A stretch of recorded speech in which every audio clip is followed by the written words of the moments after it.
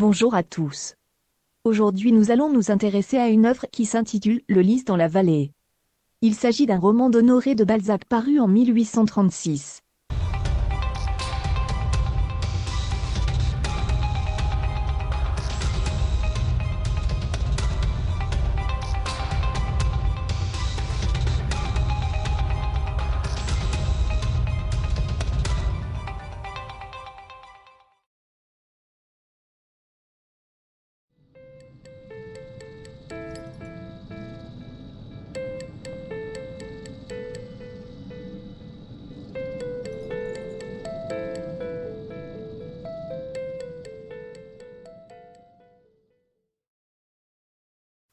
Le narrateur Félix de Vandenesse écrit à la femme qu'il aime, la comtesse Nathalie de Manerville.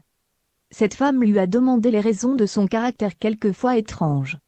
Le narrateur décide de lui dire son passé, cela ne se fait pas sans répugnance, mais il le fait par crainte d'une bouderie de cette femme. Dès le plus jeune âge, il a senti une froideur de sa mère envers lui-même.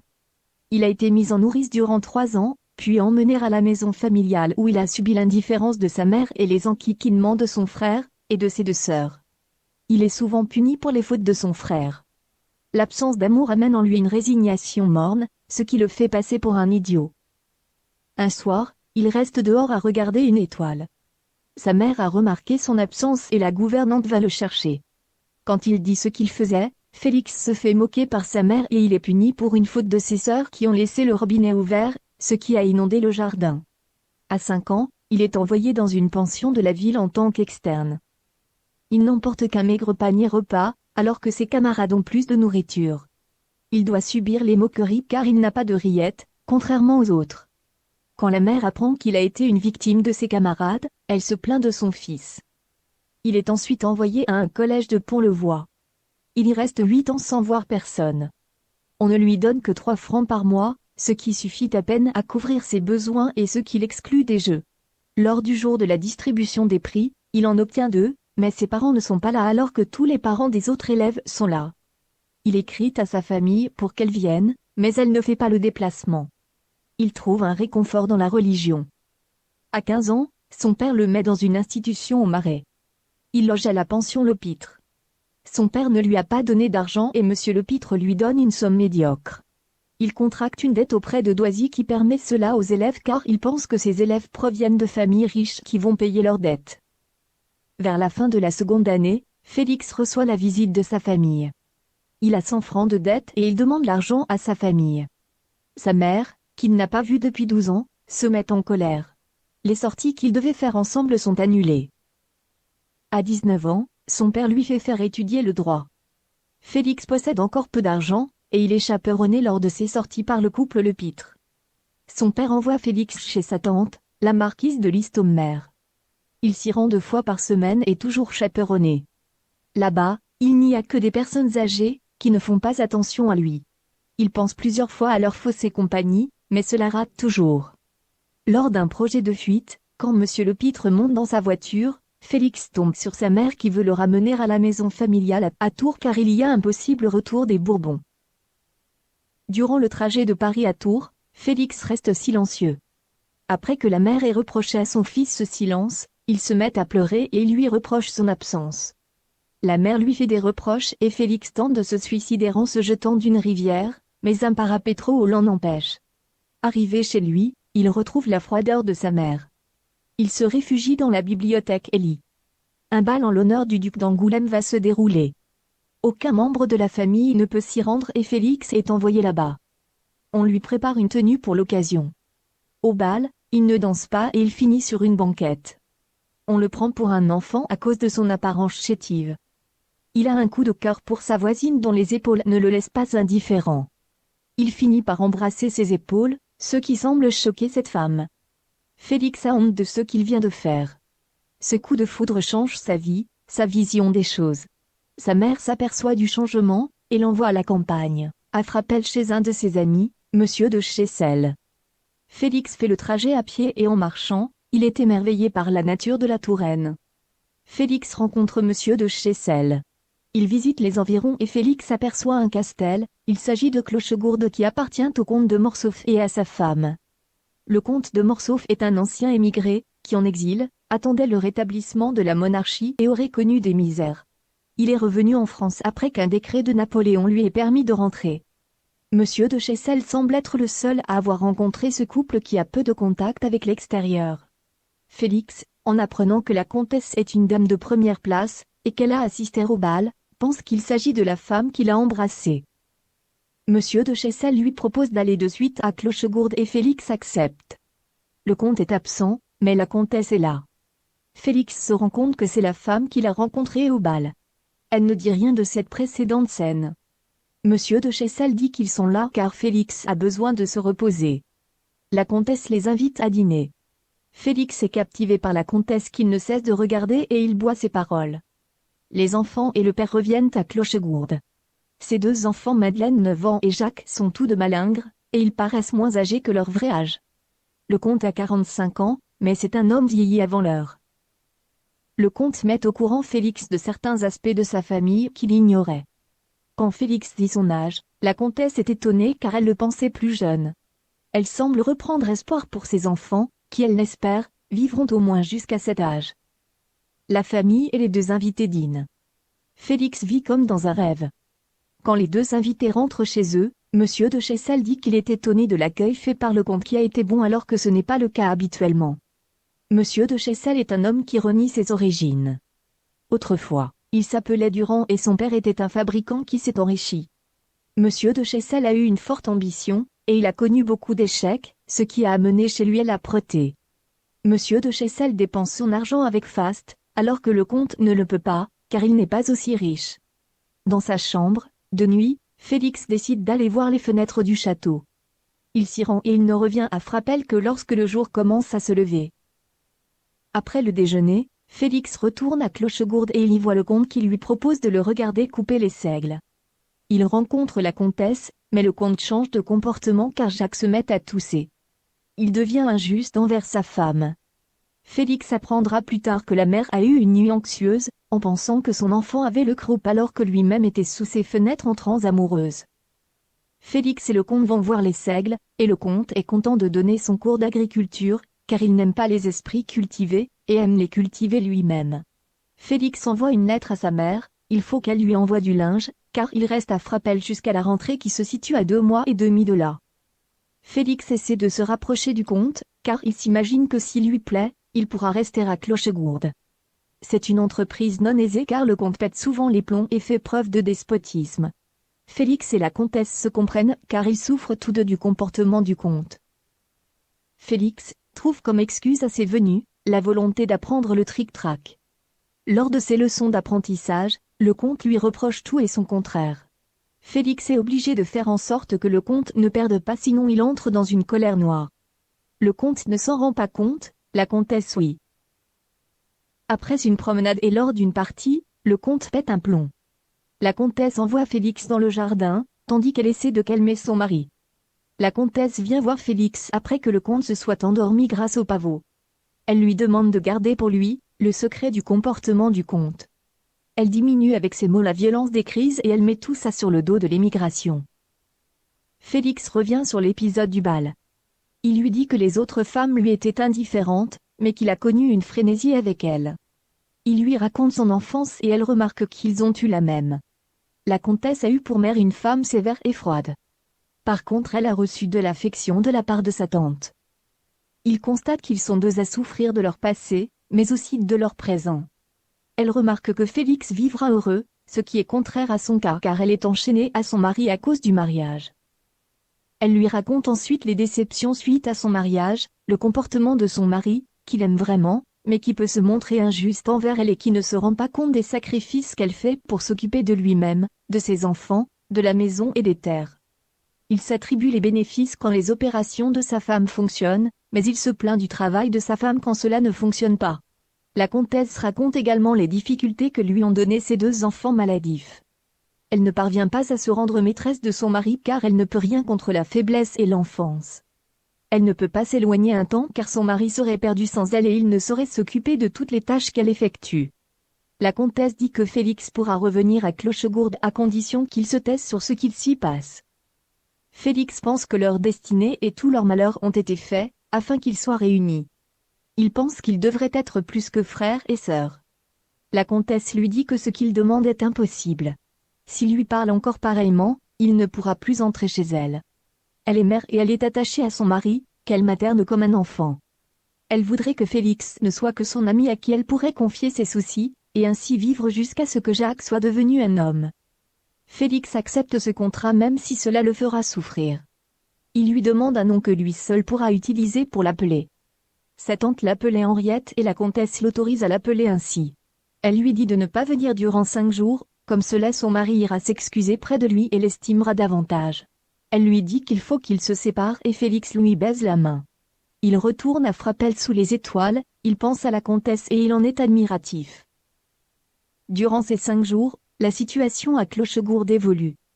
Grâce au retour de Louis XVIII, le comte et la comtesse de Morsauf, mais également la famille de la comtesse reçoivent des privilèges et s'enrichissent. Le dimanche, Félix se situe dans une chapelle en compagnie du couple Chessel. Dans une autre chapelle se situe la comtesse, le comte, les 2 enfants et la mère de la comtesse, la duchesse de Lenoncourt. Sur le chemin, Félix donne le bras à la comtesse et ils parlent ensemble. Elle parle des événements heureux qui lui sont arrivés. Jacques travaillera plus tard à la Maison Rouge. Il devra recevoir une bonne éducation, alors qu'il est malade, ce qui donne du souci à la mère. Elle a peur pour lui, à Paris, et elle voudrait que Félix l'accompagne. Félix lui demande comment elle voudrait qu'il l'aime. Elle voudrait qu'il l'aime comme sa tante. Il est d'accord, même si cela ne lui plaît pas. Elle ne voudrait pas que cette relation soit la cause de son malheur, de son suicide. Elle lui propose sans doute la main de Madeleine. Le comte va au-devant de Félix, il lui propose de venir dîner jeudi, c'est-à-dire la veille du départ de la duchesse. Quand Félix et la duchesse parlent, on remarque que la duchesse est plus au courant que lui sur sa généalogie. A lieu, un dîner de 30 personnes. Tout le monde est content, le comte l'est des attentions qu'il reçoit, Félix l'est car il voit Henriette embellie et Henriette l'est car Félix est joyeux. Félix va le lendemain à Clochegourde. Il y a un différend entre la comtesse et la duchesse. La duchesse voudrait que la comtesse vienne à Paris prendre un poste à la cour, et que son mari ait une haute fonction. Pour éviter tout cela, la comtesse envoie son mari à Tours pour une question de contrat d'acquisition. Elle ne veut pas aller à Paris à cause de l'état de son ménage. La duchesse finit par croire qu'il y a une amourette entre sa fille et Félix. Le jeudi vient. Après la brouille avec le comte, Félix peut venir à tout moment chez lui. Les semaines passent et entre Félix et la comtesse se passe un amour platonique et un partage de la douleur.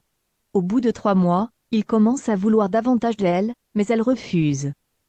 Un jour, il manque des fleurs à la comtesse pour ses vases et Félix va en chercher, il fait un tel bouquet que l'on peut y voir une déclaration d'amour. Félix prend l'habitude de composer ses bouquets 2 fois par semaine, ce qui rend pour Félix l'abstinence moins difficile. Les semaines passent ainsi en félicité. Le climax de la relation entre Henriette et Félix semble avoir lieu au mois de septembre, lors de la vendange. Félix et les enfants participent à la cueillette des grappes. Durant ce moment, même les 2 enfants ont une meilleure santé. Henriette se comporte avec lui comme une mère ou une amante. On fait récolter aux enfants des noix et des châtaignes. La façon de gouverner l'agriculture de la comtesse porte ses fruits. Elle fait en sorte que tout soit facilité, si elle meurt, comme elle le pense, la première dans cette famille. Elle espère également augmenter la valeur de Clochegourde pour obtenir une rente importante qui lui permettra d'aller avec Jacques à Paris pour son poste. Félix propose de devenir le précepteur de Jacques, en réalité pour éviter qu'un jeune homme soit en ces lieux. Elle refuse. Le père offre un poney à Jacques pour lui apprendre l'équitation. La famille semble être au comble du bonheur. Henriette finit la tapisserie qui lui servait à réguler son humeur, et à cacher ses chagrins. Les querelles avec le comte recommencent car Jacques subit les sautes d'humeur de son père lors de ses leçons d'équitation, et cela a un impact sur sa santé. Il y a des problèmes d'argent trop dépensés ce qui fait que le comte demande les arrérages à Henriette. Tandis que Félix va chercher des fleurs, se passe une crise du mari qui crie après sa femme. Il lui reproche qu'elle le ruine, il lui reproche sa mauvaise santé, sa mauvaise gouvernance de Clochegourde. Elle perd connaissance et Félix la porte dans la chambre. Elle se ranime. Félix est charmé de passer un moment seul avec Henriette dans sa chambre. Le comte veut que Félix reste, mais il est obligé d'aller chez Monsieur de Chessel car il y a des invités. Il reviendra après le dîner. De retour à Frappel, Félix écrit une lettre à la comtesse. Il lui décrit le bonheur d'être avec elle et la joie qu'il a ressentie d'être à ses côtés dans la chambre. Le lendemain, elle lui dit de ne plus écrire de telles lettres. Elle désire rester dans la vertu, ne serait-ce que pour l'estime de ses enfants. Il la prévient qu'il n'a plus qu'une semaine à passer ici, il y a déjà passé 3 mois. La comtesse veut aller se promener jusqu'à Frappel avec toute sa famille et Félix. Ils se rendent chez les Chessel et le comte s'y comporte normalement. À quelques jours de la fin du séjour, elle dit à Félix qu'elle lui donnera une lettre le jour de son départ qui contiendra des instructions pour l'avenir. Félix quitte les Chessel. Le comte et sa famille le raccompagnent jusqu'à Tours, d'où il doit partir ensuite pour Paris. Félix prend un cheval pour passer encore quelques instants avec Henriette qui est accompagnée de ses enfants. Une fois revenu dans sa chambre chez son père, Félix lit la lettre que lui a adressée la comtesse. Cette longue lettre lui permet de savoir comment se tenir dans le grand et dangereux monde. Félix se rend chez la duchesse de Lenoncourt, où personne sauf le duc ne parle d'Henriette. Il suit ensuite la cour à Gand pour accompagner le duc. Madame de Morcerf écrit à son père, Jacques est malade et le comportement de son mari, Félix le devine, doit être mauvais. Ne sachant pas qui envoyer là-bas, le roi finit par envoyer Félix qui quitte la cour pour aller rejoindre la comtesse. Il revient dans une France changée où il est poursuivi un temps par les autorités bonapartistes. 8 mois après son départ, Félix revoit Clochegourde. Jacques va mieux. Félix apprend les changements de la France, la défaite de Waterloo, la fuite de Napoléon, la marche des Alliés sur Paris et le retour probable des Bourbons. La comtesse a une plus mauvaise santé, elle est amaigrie. Cependant avec la venue de Félix, sa santé s'améliore. Félix dort sur place. Il a l'ancienne chambre de la tante qui se situe au-dessus de celle d'Henriette. Elle dit à Félix, ses frayeurs lors de la maladie de Jacques, que son mari est toujours le même et que ses changements dans les fermes sont au beau fixe.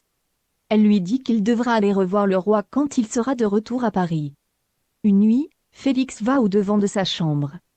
En collant son oreille à la fente du sol, il l'entend respirer. Quand l'armée française occupe Tours, la comtesse pousse Félix à aller à Paris. Félix y rejoint le duc et la duchesse. Le roi Louis XVIII est satisfait de son travail et il nomme Félix maître des requêtes au Conseil d'État. C'est un emploi secret qui comporte bien des avantages. Félix se fait de nombreuses relations, il reçoit des lettres d'Henriette. Il a le droit à 6 mois de congé par an. Il profite de son congé pour retourner à Clochegourde. 2 ans à Paris l'ont changé, il est mieux habillé et est moins niais. Jacques est maintenant un précepteur qui est un abbé. Henriette a l'air un peu triste. Elle a peur que dans l'avenir, Félix se détourne d'elle. Elle lui demande s'il l'aime comme une Vierge Marie, comme une sœur, comme une mère et chevaleresquement et sans espoir. Il dit oui à tout sauf au sans espoir. Elle voudrait qu'il reste un enfant à Clochegourde. Le comte, comme en son habitude, se plaint de tout. Avec le temps, il devient plus agressif, plus irritable. Il lit des livres de médecine, ce qui n'arrange pas son cas et le rend hypocondriaque.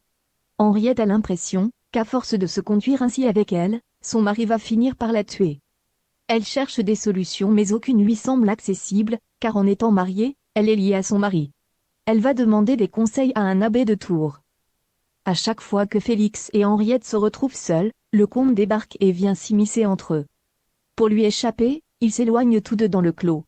Il lui donne comme conseil, de ne plus être complaisante avec le comte, et de lui inspirer plus de crainte. Elle se dit incapable de faire souffrir autrui. Le comte va jusqu'à les suivre, mais il se plaint car il pense être tombé malade. Ils reviennent à la maison. Félix, Henriette et les 2 enfants vont faire un tour de barque sur l'Indre afin de rejoindre la pêche du Garde. Ils passent tous un bon moment. Les filets ne sont pas vides que lorsque la comtesse est là. Elle apprend que le comte est au plus mal. Ils rentrent tous à la maison et ils se rendent compte que le comte est effectivement mal. Il manque de mourir et sa maladie sera longue. La comtesse est persuadée d'être la cause de la maladie. Félix y trouve son bonheur car en veillant le comte, il multiplie les contacts avec la comtesse. Le mari, affaibli, n'agit plus comme un tyran envers sa femme et elle peut enfin souffler et s'épanouir. Félix reçoit une lettre du roi, il doit s'en aller. La comtesse en est triste, elle lui passe ses cheveux tombés dont elle donnera une signification plus tard. Félix a beaucoup de travail à Paris. Il reçoit 2 fois par mois des lettres de la comtesse. La situation à Clochegourde ne s'arrange pas. Après la maladie de Jacques, Madeleine tombe malade. La mère n'a plus de force pour s'occuper de la maladie de sa fille et le comte, qui a maintenant une meilleure santé, se remet à persécuter sa femme. Félix rencontre une marquise anglaise, la Lady Arabelle Dudley, qui intriguée par sa fidélité pour Henriette qui cause son abstinence sexuelle, est attirée par lui. Avec elle, il connaît le plaisir charnel. Félix est partagé entre le bonheur de connaître cette femme et le remords de ne pas être fidèle à Henriette. Pour lui l'amour infini se situe à Clochegourde. Tout en étant l'amant de Dudley, Félix écrit à la comtesse en ne lui disant rien de cette relation. Il espère que rien ne fuitera jusqu'à Clochegourde. La comtesse ne répond plus à ses lettres. Félix décide d'aller voir en Touraine ce qui se passe. Dudley vient avec lui. Elle reste à Tours. Il fait le trajet Tours-Clochegourde à cheval. Il voit la comtesse et il apprend que c'est la duchesse qui a mis sa fille au courant de sa relation avec Dudley. Quand il l'appelle Henriette, la comtesse ne répond plus.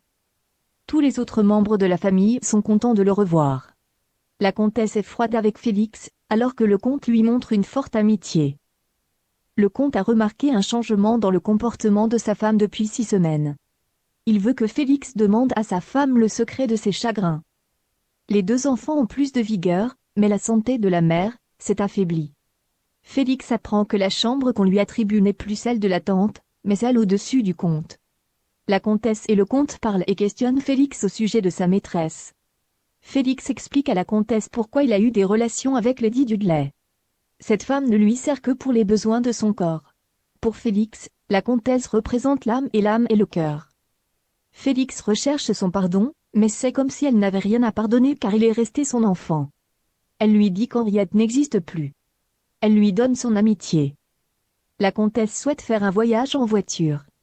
Elle le fait avec son cocher et Félix. Félix veut l'empêcher d'aller à Tours. La comtesse le veut et elle sait que Lady Dudley est là-bas. Elle veut la voir. Ils vont sur le lieu du rendez-vous entre Félix et Lady Dudley. Les 2 femmes se voient et Lady Dudley part. Ils reviennent tous 4 à Clochegourde.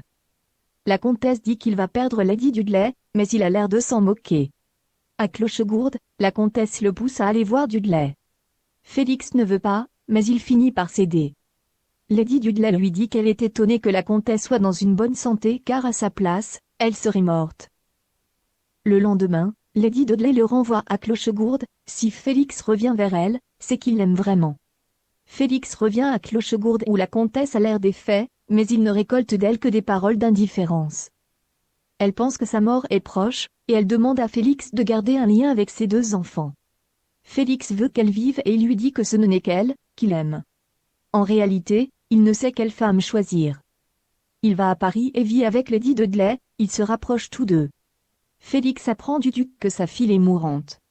Félix demande un congé au roi qui le lui accorde. Il part sans avertir Lady Dudley.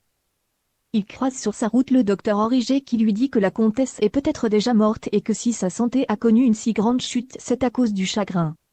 Félix pense être peut-être la cause de cette maladie. Quand Félix est à Clochegourde, il apprend que la comtesse est encore en vie. Il va la voir, elle a fait des efforts pour lui, mais cela se voit qu'elle est mourante. Elle devient plus tactile, plus câline avec Félix. Elle est entre les projets et la certitude de la mort. Cela fait 42 jours qu'elle n'a pas bu, ni mangé, ni dormi. Deslandes va lui donner de l'opium pour calmer ses douleurs. Jacques est également malade. Madeleine a l'air d'avoir une dent contre Félix pour on ne sait quelle raison. Après qu'elle se soit endormie, plusieurs personnes entrent dans la chambre de la comtesse et Félix peut la contempler. Elle se réveille le lendemain matin.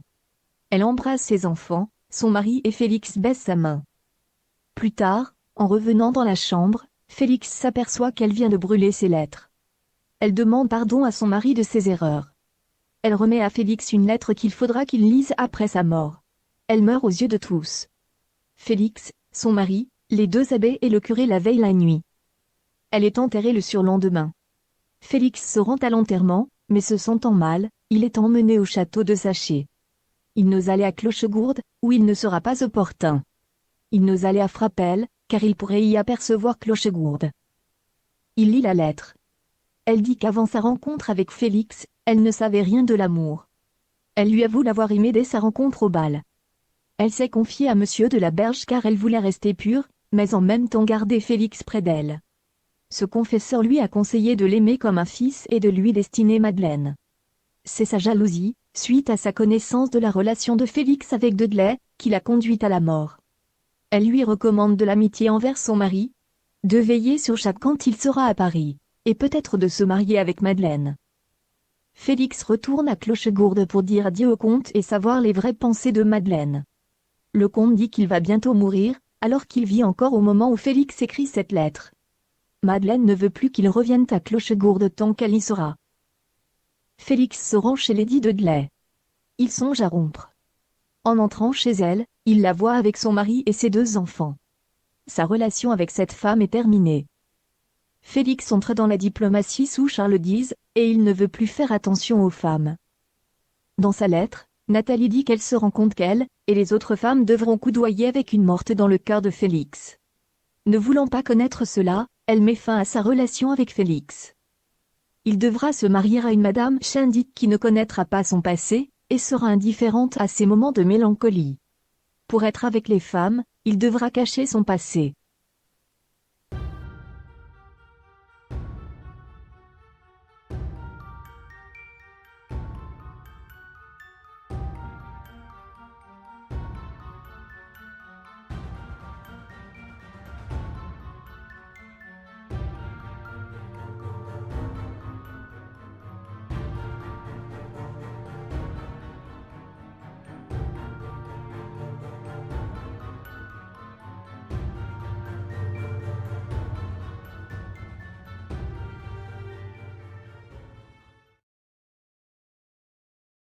Le Lys dans la vallée est le récit des frustrations, bien sûr entre Félix et Henriette, mais aussi de l'émigré comte de Morsauf, mais aussi des 2 enfants qui sont orphelins à la mort de leur mère, et qui de toute manière n'avaient pas de contact direct avec leur mère car Félix se mettait toujours entre eux. La frustration passe aussi par Monsieur de Chessel qui a eu des ambitions brisées. Avec Félix, la frustration est tout d'abord matérielle car Félix enfant n'a pas d'argent pour s'acheter ce qu'il lui fallait, et aussi car on l'envoie avec un panier peu garni. Ensuite la frustration passe à un plan immatériel. À 20 ans, Félix ne sait rien de la vie, et il s'en rend lui-même compte. Félix est inadapté à la vie sociale, il n'est qu'adapté à la vie scolaire. Il a été rejeté de sa mère, on ne sait pas pourquoi d'ailleurs, il n'avait pas l'air d'avoir de camarades de classe, il n'a pas eu de petites amies où il a une relation compliquée avec son frère et ses sœurs, sa gouvernante se plaint de lui. Toujours enfermé dans le cercle familial ou scolaire, cercle où il est par ailleurs rejeté, il n'a pas pu établir de lien avec un cercle plus large. Lorsque l'on apprend qu'il va à un bal, on peut s'attendre au pire. En effet, au lieu de danser, il attend sur une banquette. Il embrasse les épaules d'une femme inconnue. Cette femme l'appelle « monsieur », ce qui le choque. Pensant être vu comme un enfant par les autres personnes, il pensait être vu par cette femme comme un enfant et non comme un adulte. Cette inadaptation à la société peut être la source de ses nombreuses erreurs. Ainsi pourquoi raconter son passé à Nathalie? Cela montre qu'il a aimé, et pas qu'un peu une autre femme. En plus, cela montre que Félix a été la cause de la mort d'une femme. Il aurait dû se douter que cela allait amener à une rupture. Pour expliquer le présent, Félix explique le passé. Pour expliquer à Nathalie son expression quelquefois maussade, il lui explique son passé. Pour s'expliquer à Henriette, il lui explique son enfance. Félix, en latin, signifie heureux ou fortuné. Ceci est bien loin d'être son cas, de 0 à 20 ans, il n'a connu que le rejet de sa famille. Même s'il a connu des instants de félicité avec Henriette, après la mort de cette dernière, elle semble ressurgir dans sa mémoire tel un fantôme. La prédiction d'Henriette qui disait que dans l'avenir Félix sera heureux est fausse. Même si on peut le voir heureux avec la comtesse, il ne l'est jamais réellement. Henriette voudrait que sa relation avec Félix soit comme une relation qui peut exister entre frères et sœurs, entre amis. Elle voudrait même que Félix soit comme sa tante, quelquefois elle voudrait que Félix soit son enfant. Elle voudrait avoir tout un tas de relations avec Félix sauf celle qu'il attend. Même si un de ses objectifs est d'être à côté de Madame de Morsauf, il n'arrivera jamais à son objectif final, c'est-à-dire être son amant. Plusieurs fois il le lui dit, mais à chaque fois, elle le repousse. Il lui arrive même de dire son envie d'avoir des relations avec elle de manière indirecte, chose que comprend Madame de Morsauf. Car en utilisant des bouquets ou d'autres mots, Félix fait resplendir encore plus son désir. Félix est heureux durant les moments malheureux de la comtesse, quand elle s'est évanouie et qu'il se retrouve seul avec elle dans sa chambre, et aussi durant la maladie du comte. La dualité satisfaire les besoins dits de la comtesse, et satisfaire ses propres désirs ne peuvent faire qu'un, et cette dualité provoque cette tension qui est palpable du moment de sa rencontre avec la comtesse jusqu'à la mort d'Henriette. C'est-à-dire durant quasiment tout le roman. La ligne n'est jamais nette, comme la rive d'un océan, l'eau prend des fois le dessus, quand elle se retire le sable reprend le dessus. Quelquefois, Félix gagne quelque chose, le droit d'embrasser sa main, le droit de toucher son bras, etc. Henriette représente la perfection, et comme la perfection, elle est inatteignable. Clochegourde avec sa végétation ressemble fort au jardin d'Éden. Félix est émerveillé de cette végétation de la Touraine et seulement par elle. Il ne semble pas en extase avec la nature d'ailleurs. Félix serait Adam et Henriette Ève.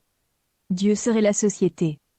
Félix et Ève, trop obéissants avec une société qui semble encore plus lourde que Dieu, n'osent pas manger le fruit de la connaissance du bien et du mal qui serait la passion charnelle avec un partenaire que l'on aime.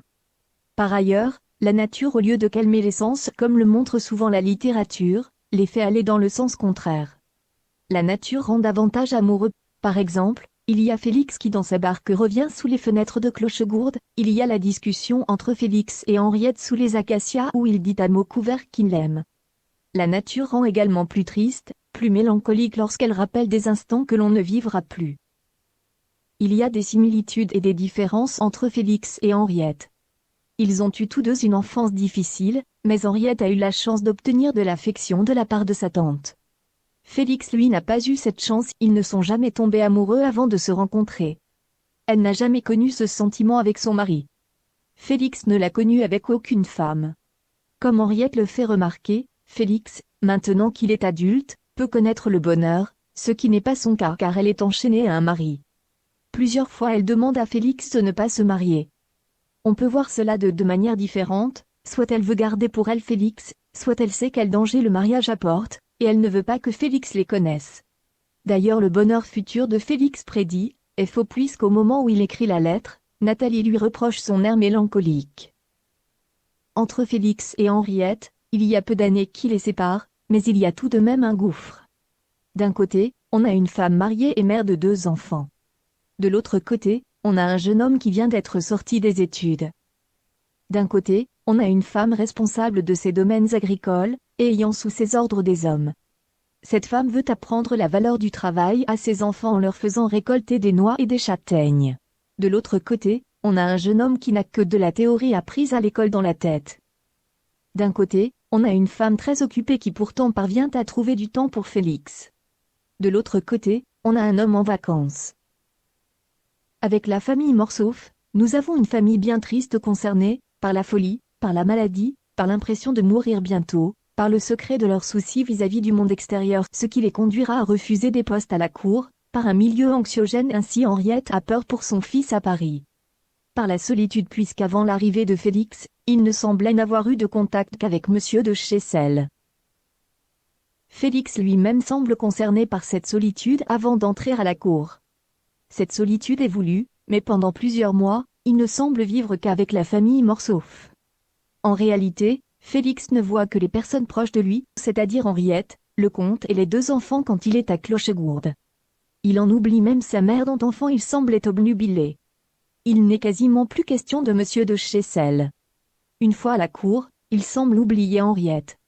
L'alerte d'un problème dans la famille Morsauf est donnée par le père d'Henriette, le duc. Comme dit le dicton, loin des yeux, loin du cœur. C'est loin d'Henriette qu'il cède à Lady Dudley. De manière générale, nous avons un mauvais portrait de la noblesse de cette époque, elle est concernée par la maladie, les mères sont froides, les pères semblent peu impliqués dans la vie de leur enfant, et quand ils s'y intéressent cela fait des dégâts, on a des pères aveugles. Le comte ne se rend jamais compte que si Félix vient si souvent chez lui, ce n'est pas pour ses parties de tric-trac. Le duc, le père d'Henriette ne semble jamais avoir remarqué l'empressement de Félix à revenir vers la comtesse quand elle rencontre un souci. Dans ces familles, il y a peu de compassion entre frères et sœurs, dans ces familles, on est souvent mal marié.